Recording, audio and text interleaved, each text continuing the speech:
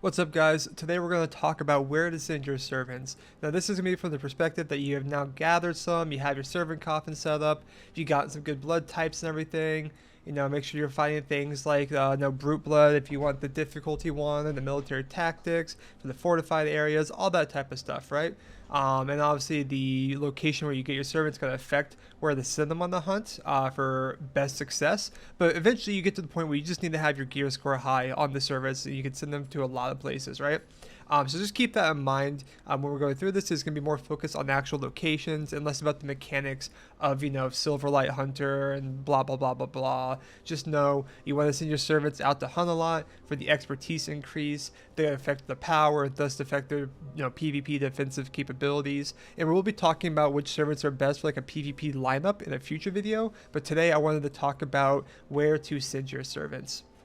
Now, let's go ahead and open up the map. These are all the locations. If you haven't done this before, you hop on the throne, and as you explore the map, you have options to send them. And you can see up here, it shows you, tracking expertise in Dunley Farmlands Hunter in terms of lining that up. Your estimated loot, hunt duration, which you can adjust, which will also, as you can see, decrease the chance of success or increase if you do a longer time. And the gear level, like I mentioned, of like what the gear level is recommended for your servant to be able to succeed or have a high chance of succeeding, right? So where to send them? Early game, you're not going to send them out too much into Farbane, but there are a few spots, especially if you're on the PvP server, there's a lot of action that you want to get some safe resources. The three that I would recommend would be the Bandit Sulfur Quarry, just because sulfur ore is so out of the way or just sporadically around the map, that it's nice to be able to send a couple servants down here to just get some early game sulfur, because you'll be using that a lot to make explosives and for progression and everything. So sending them, I usually send the servant to the sulfur quarry like once or twice in the early game, the mid game, just so I can build up that resource. I don't have to go down there myself. The other options are also the copper quarry for similar reasons. If you need to get some guaranteed copper, you want to avoid the PvP, you can do that. And the Forgotten Cemetery is not the worst if you just want to get some bone, morning lily, and grave dust, which are really useful to start building up those resources early on, because you'll be using a lot of bone and grave dust for future crafting, especially once you get the Scourge Stone crafting. So just keep that in mind for early game. So once you get the mid game, that's when this is going to open up a lot more. And so there's a few places in Dunley I highly recommend you start sending your servants to, and there's actually one that I think is a bait.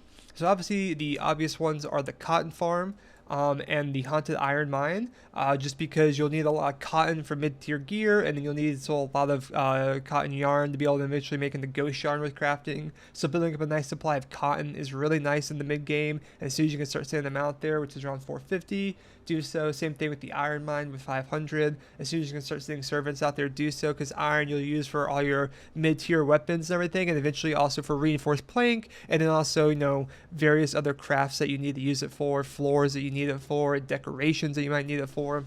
So it's always good to have a nice supply of iron. So I highly recommend prioritize these two once you get to the mid game, just to help get your supply up. Cotton farm is also nice with the sunflower and the wool thread, so recommend those. Beyond that, there's two spots that I think are undervalued that I highly recommend sending them to. You have Moswick Village. The reason why I like sending the Moswick is because I don't fish a lot, and so I send the servant the Moswick here and there so I can get the fresh fish. Now the scrolls and the fish oil are nice. There's scrolls for mid-game progression, fish oil to make pristine leather later on. But the fish is really nice because you can start building up a lot of the fresh fish that you'll need for when you have prisoners and you need to keep their misery down and keep their health up. And if you're not fishing a lot or just sprinting through the Brighthaven docks and some other spots, it can get kind of hard to have a steady supply of fish. So send a servant out the Moswick here and there. You can get some fresh fish off that, which is really nice for those. And then also Dunley Monastery. The reason why I like Dunley Monastery a lot, even though it's a bit higher level, 550, is for the quartz and glass. Now the scrolls and Morning Lily, that's okay, but by the time you're having servants go out here, those scrolls aren't as needed. But the quartz and glass is really important, because quartz and glass is kind of a thing that I personally run out the most of the three main ingredients for Scourge Stone, that being glass, grave dust, and whetstone. Whetstone I usually have a huge supply of. Grave dust I normally have a huge supply of. It's usually quartz into glass or just glass itself that I struggle a lot with, and you also need glass for other crafting, some like amulets, bottles, that type of thing. So having glass itself and a supply of it is really good, and I recommend crafting Scourge Stone over gathering it. And I don't think you should ever, in my opinion, send the servant to Church of the Damned. I think it's a bait. There's Scourgestone results in here. Even if you do 24 hours, it's still like only like 6 to 8, depending on your server settings. It's not a lot of Scourgestone compared to them going to the Dunley Monastery and give you a bunch of glass that you can then use to make like 15 Scourgestone. Right, so it's like, why would you ever send them to Church of the Damned? I think it's a bait. You can go, if you want to, my Scourgestone route is good. You can manually run through ancient villages down here. You can also run to the Dunley Monastery itself and open the crypts for Scourgestone. And while you're doing that, you have servants getting glass. You can grab some grave dust from the bones that you're going to get along the route, and you usually have whetstone, and that can kind of feed into your Scourgestone crafting on top of like the quick route you run. But I don't recommend running the Church of the Damned. And before we get to Silverlight, in terms of Cursed Forest, I don't recommend sending servants to Cursed Forest a lot. The only spot I recommend is Spider Cave for the Silkworm, but otherwise the scales, pristine hide, and ghost crystals are really easy to just farm yourself, so you shouldn't waste a servant up there, especially for the gear level you need. But the Silkworm is nice, and it's a harder thing to get a lot of for making silk, so I might send a servant there here and there, but otherwise the resources in the Cursed Forest are really easy to farm in my opinion, so there's no need to like send a servant there unless they just have like nowhere else to go. And then lastly, late game, I recommend Sacred Silver Mine is okay if you're able to get a servant strong enough to go there when you really need a lot of silver ore. Otherwise, by the time you're sending servants to Silverlight, you're usually like in the end game, max level, you're now buffing up your servants. So usually you'll send them to Brighthaven Cathedral because this is where you can get schematics if you still need it, Imperial Thread, but most importantly, golden jewelry, which is such a rare and needed commodity late game for so much crafting for gold ingots as well as making amulets and just so many things.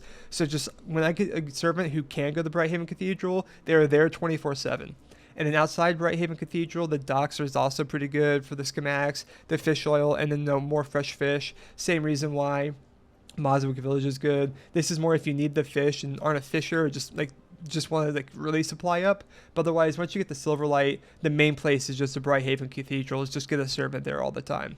And yeah, those are of all the places on the map, those are the ones I recommend the most for sending to. And yeah, that's my guide for where to send your servants on the map. Since there's so many spots, I thought it'd be useful to talk about specific ones to kind of help guide you around as you're trying to figure out where to send them in the high priority spots. So I hope this is helpful. I hope you find use out of this and you can kind of further progress and streamline your progression in this game if you're trying to do multiple runs or just have a more enjoyable experience.